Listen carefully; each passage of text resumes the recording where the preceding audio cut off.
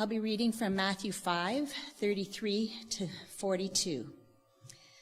Again, you have heard it was said to the people long ago, do not break your oath, but fulfill to the Lord the vows you have made. But I tell you, do not swear an oath at all, either by heaven, for it is God's throne, or by the earth, for it is his footstool, or by Jerusalem, for it is the city of the great King. And do not swear by your head, for you cannot make even one hair white or black. All you need to say is simply yes or no. Anything beyond this comes from the evil one.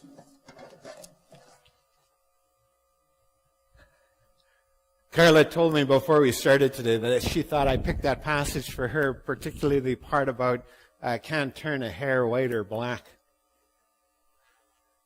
Now, as you can tell, we're getting back into the Sermon on the Mount, and today we want to talk about this passage and the verses that follow. And these verses, plus what we're going to look at next week, become the very core of the Sermon on the Mount, and they're actually some of the most difficult verses to try to live out. But we want to start today with an opinion, kind of a test of our opinions. Okay, so say I make a really, really important promise to you, and if I don't keep this promise, you will be deeply hurt. Would you agree that it's important that I keep my promise? Some of you are not convinced. We're a little bit sketchy crowd this morning, I see. But I think, yeah, we would agree. It's important to keep the promise. How about when I make the promise, I got my fingers crossed behind my back? Do I need to keep the promise? See, a different opinion. See, they're the real sketchy ones. They're saying, no, you don't have to keep that promise. Now, how about this? Say we enter into an agreement where there's fine print. And I know that you are expecting, you think I'm promising to do this. But if you read the fine print, what I'm really promising is this. And we sign the thing. Now, what do I need to do? Do I need to do this? I know you think this is what I promised. Or are you just stupid for not having read the fine print? Now, that's the kind of stuff that Jesus is talking about here in these verses that we just read.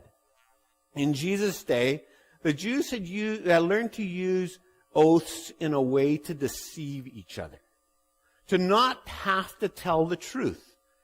Let me give you a couple of examples. One rabbi taught that if you swear an oath to, see if I can get this straight. If you swore an oath by Jerusalem, you were not bound and you didn't have to keep it.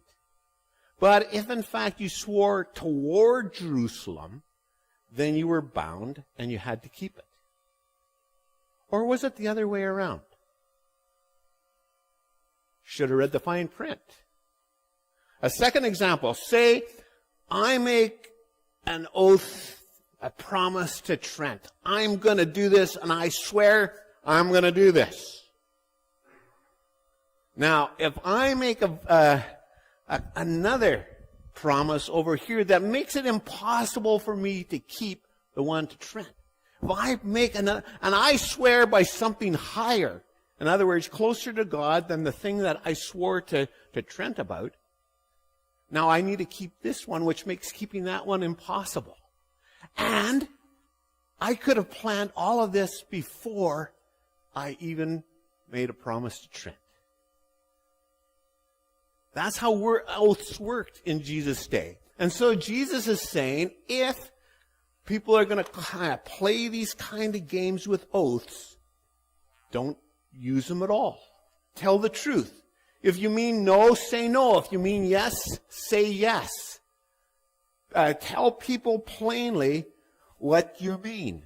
Now, there's a lot more that we could say about these verses. I'm going to jump over them quickly today because I want to spend greater time on the second part of our passage, and I'm going to have Carla come and read for us again, starting with verse 38.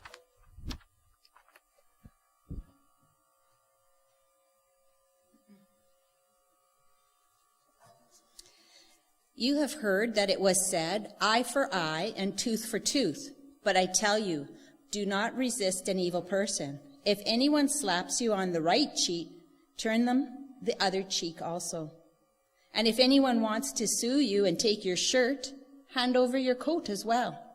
If anyone forces you to go 1 mile, go with them 2 miles. Give to the one who asks you, and do not turn away from the one who wants to borrow from you.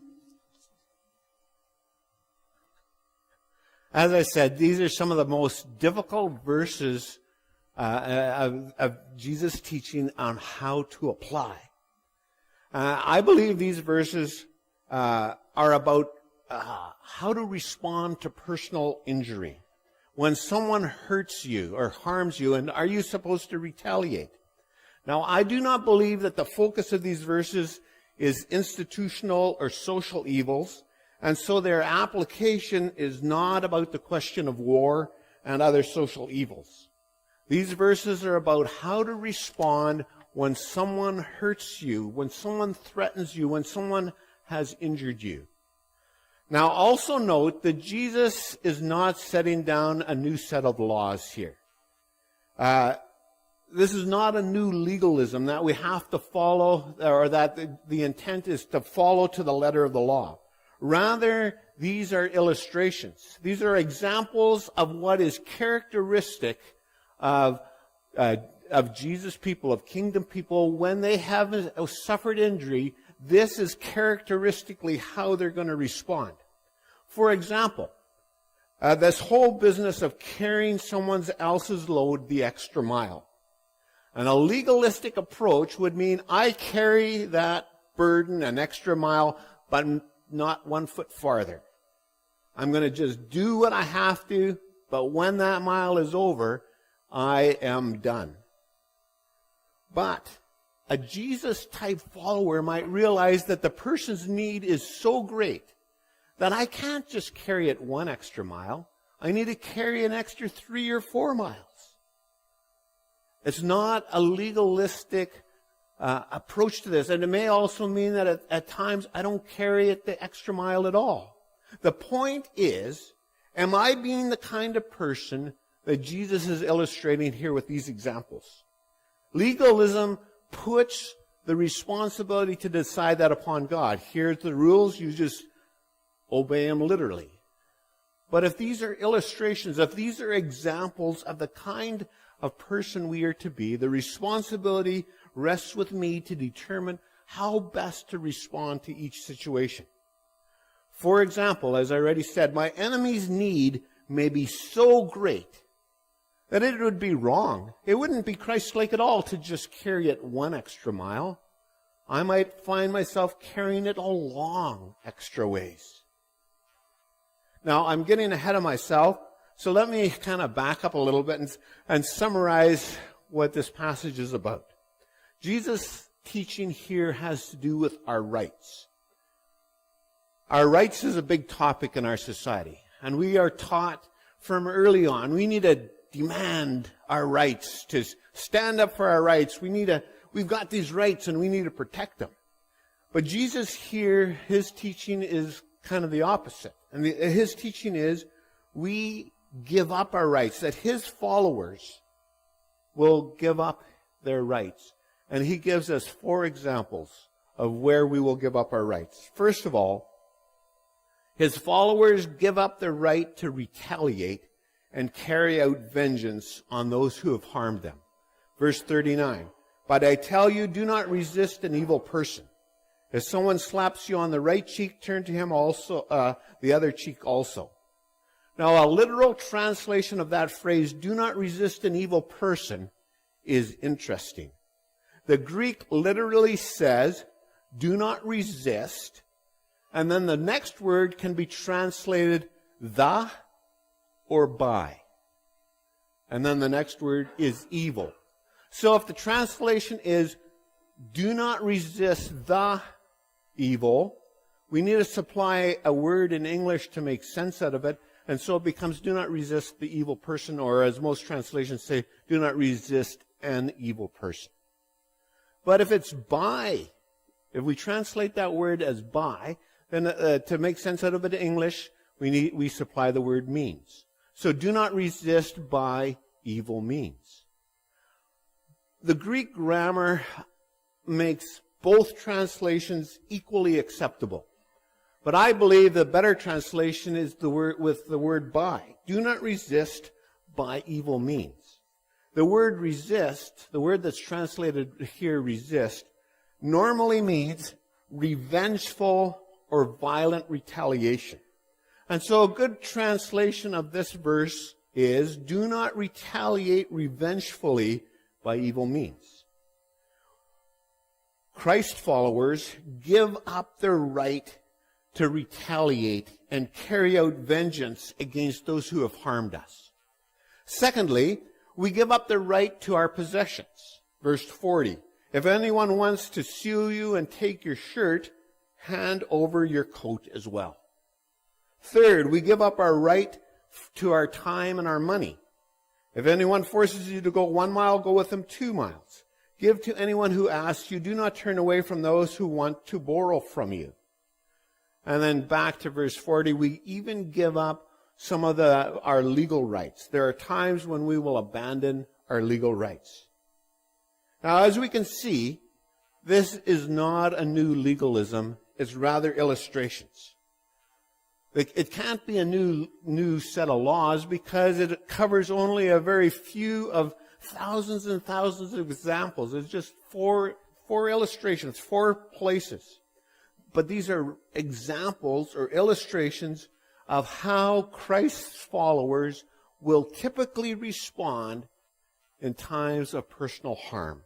When people are doing evil things against you, this is how, as Christians, we will typically respond. The main point here is this: personal sacrifice replaces personal retaliation. For that is the way of the Savior. That's the way of the cross. That's Jesus' example for us. Now that I've given you an overview, let's dig in a little deeper into what this passage is about. And Jesus starts with, you have heard it said, an eye for an eye, a tooth for a tooth.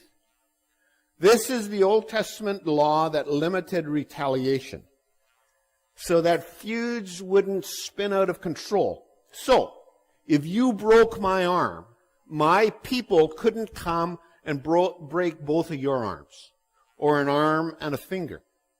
Rather, the retaliation was limited to be equal to the injury. So this Old Testament law gave me a right. If you poked out one of my eyes, I had the right to poke out one of your eyes. But this law also gave you a right. If you poked out one of my eyes, you had the right to only have only one eye poked out. I couldn't poke out both of them. And so this law is about rights, to limit the retaliation. But as we already saw, Jesus' teaching here, instead of demanding our rights, Christ's followers will characteristically give up their rights to help their enemies. And Jesus gives 4 examples of where that's going to take place. The first one is to turn the other cheek. Now, what's turning the other cheek about? Well, I think primarily it's about remaining vulnerable. Instead of taking defense into their own hands and doing whatever is necessary to protect themselves, they turn the other cheek. Now, in Jesus' culture, it was absolutely forbidden to reach out with your left hand and touch someone. The left hand was reserved for dirty things. So if you're going to touch someone, it's going to be the right hand. And so if you strike someone with your right hand on the right cheek, it's going to be a backhanded thing. In Jesus' culture, that was a huge insult. That was one of the worst possible insults. It was kind of reserved for slaves. To turn the other cheek means that I am not only willing to put up with the first insult, but I willingly receive more insult and pain. We willingly take insult and pain rather than retaliation. That's the character of the kingdom. that Jesus showed all of us by taking the shame and guilt of our sin upon himself. He willingly took greater and greater insult and pain and sin upon himself. Please note, however, to turn the other cheek is to remain vulnerable. We turn the other cheek, but Jesus never suggests anywhere that we are to turn the other cheek of the other person. Jesus never suggests anywhere that we are to make someone else vulnerable. Now, how we apply this requires clear thinking on our part. And I do not believe that Jesus intends for us to watch somebody being abused and for us to just stand there with our hands in our pockets watching somebody get beat up. Look at them bleed. I don't think that's what Jesus is teaching here. If you come across somebody beating the snot out of someone else, which when we lived in Fresno for 3 years, we lived in a ghetto. You open our front door and you could typically see people getting beat up. Remember our neighbor upstairs throwing his wife down the stairs. There are shootings and rapes and muggings just outside our front door. And so if you come across someone beating someone else, I do not believe that Jesus' intent is for us to just stand there. I think in that case it is right to resist the evil person, but not by evil means. Which means that you may put yourself in danger and you yourself may get injured. Now, so far, each time I have stepped in between, the beating has come to an end, and so far, I haven't been physically beaten. Turning the other cheek involves making yourself vulnerable. But Jesus never tells us to make other people vulnerable. And so the first illustration is kingdom people are the kind of people who are going to turn the other cheek. Secondly, they will allow the enemy to have their coat. Kingdom people will conscientiously try to help, as appropriate, those who have won a legal case against them in a court of law. Or they will go ahead of time and meet the person who's about to sue them and give them more than they were going to be sued for, because they genuinely are concerned about the welfare of the person who is coming against them. They are prepared to help that person, even though that person's out to get them. Now, this example means that you are very poor. All you've got left is your shirt and your coat. And the law required that you could not sue me for my coat. I had a legal protection to my coat, because the coat was what kept me, if I'm desperately poor, the coat is the only thing that kept me warm at night. And so if I borrowed money from you and you took my coat as a pledge that I was going to repay, you had to return my coat to me every night so that I could stay warm at night. But in this case, the fellow is being sued for his shirt. He loses, and not only does he give him his shirt, he gives him his coat as well. Here the kingdom person gives up their last possession, even though they have a right to it, because they care about the person who is suing them. Now, it's really quite unlikely that a lawsuit's going to take place for a shirt. But there's a principle here, and that is, even those things that we can regard as our right by law, we must be willing to abandon, to give up. The third illustration is that they go the extra mile. This illustration probably has to do with the Roman soldiers requiring the citizens to carry their luggage for a set distance, in this case, a mile. Jesus' followers will not only carry the load the distance that is required by law, but they will double it. They'll go farther. Now, the Romans were an occupying force in Israel. The Jews despised them, and they disliked this requirement that they had to carry the luggage the extra distance, or that they had to carry the luggage at all. But so what choice did they have? They could do what they were forced to do, comply with the legal requirements of the oppressors, and then live in powerless resentment. Or Jesus teaches that they can do something on their own initiative, under their own power, something that they are not forced to do, something surprising. It's actually a non-violent way to confront injustice. And you can say this about all four of the illustrations. Say, for example, I'm being sued for my shirt, and I lose, and I give my coat.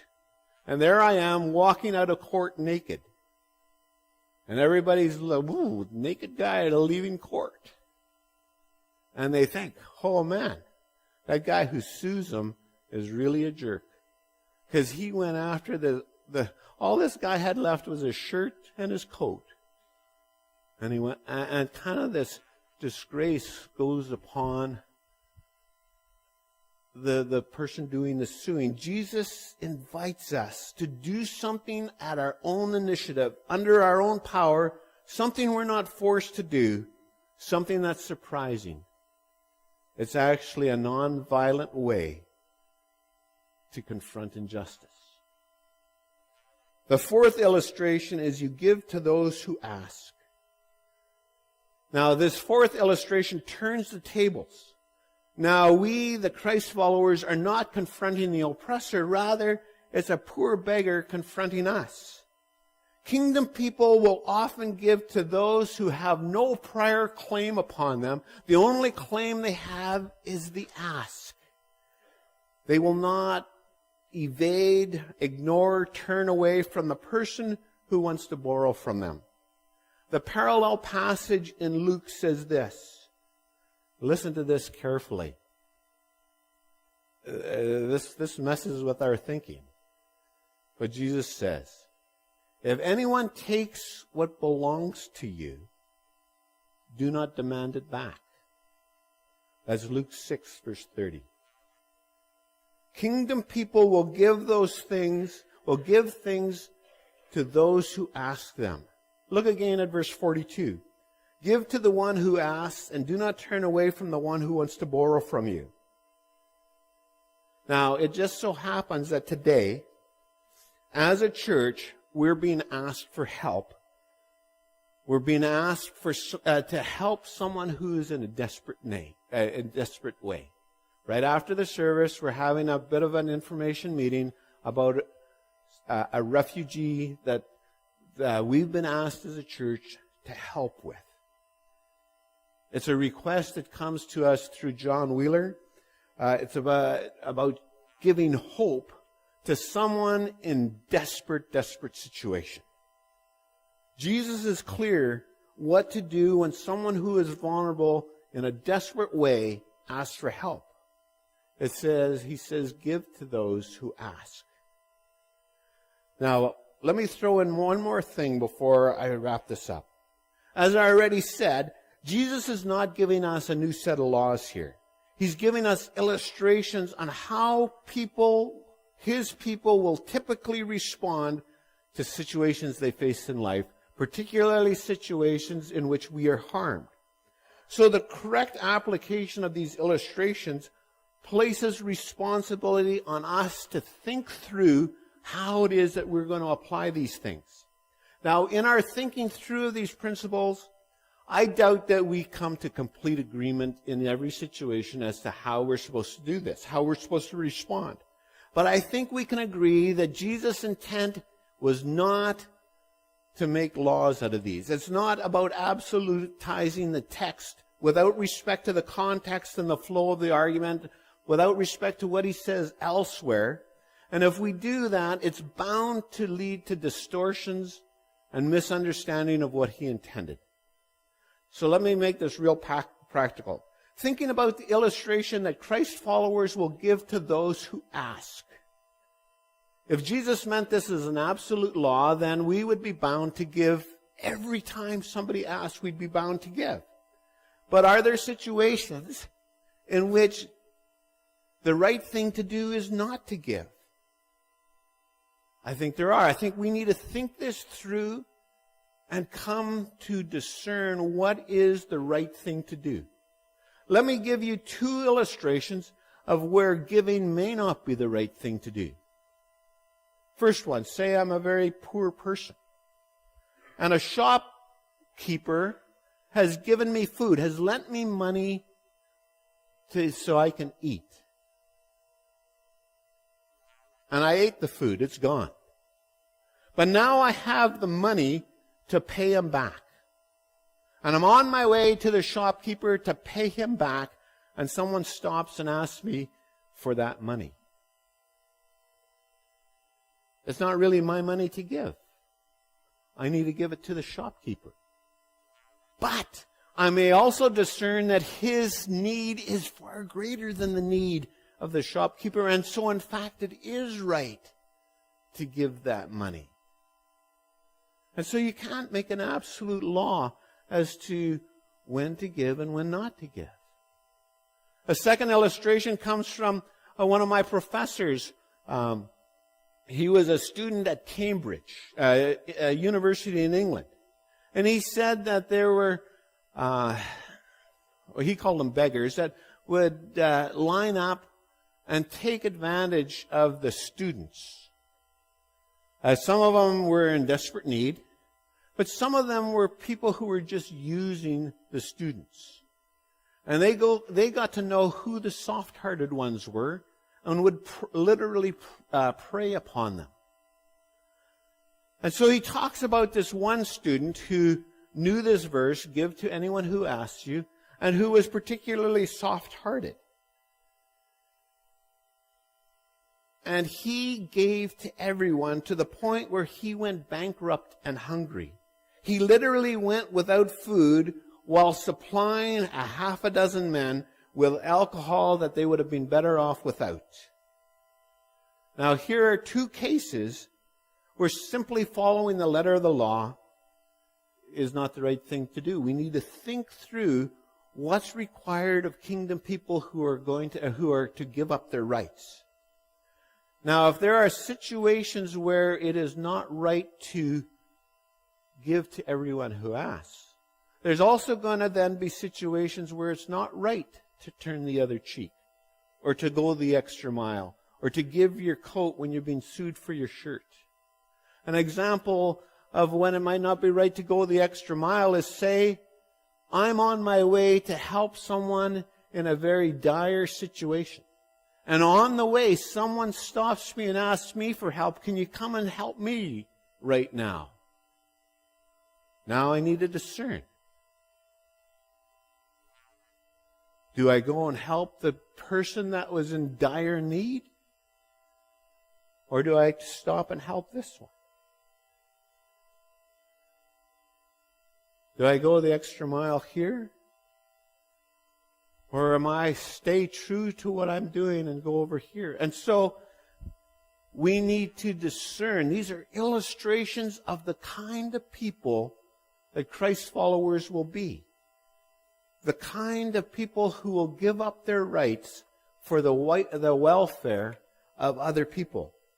Since these are not laws and illustrations, the responsibility still rests with us to discern what a true Christ follower will do. So this passage is about rights. First of all, it's about not stealing the rights of other people by lying to them. Simply tell them the truth. Let your yes be yes and your no be no. Don't try to trick them and deceive them away from their rights. But then secondly, it's about giving up our right to revenge and remain vulnerable, to turn the other cheek. It's about giving up our right for the welfare of our enemy, giving to them more than what's required by the law.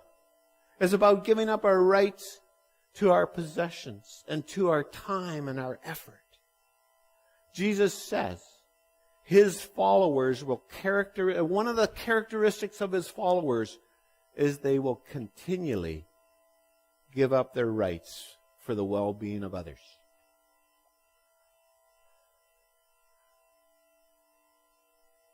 This one and next week's one, Jesus' most famous words, love your enemy, I think are probably at the very core of what he taught, but are also some of the most difficult parts of what Jesus teaches to live out. Let's pray. Father, we want to be true Christ followers. We want to follow Jesus' example, where he willingly took upon himself the insult, the pain, the shame for the good of others. I pray that you would cause us to be very wise, that these things would be characteristically true of us, that we would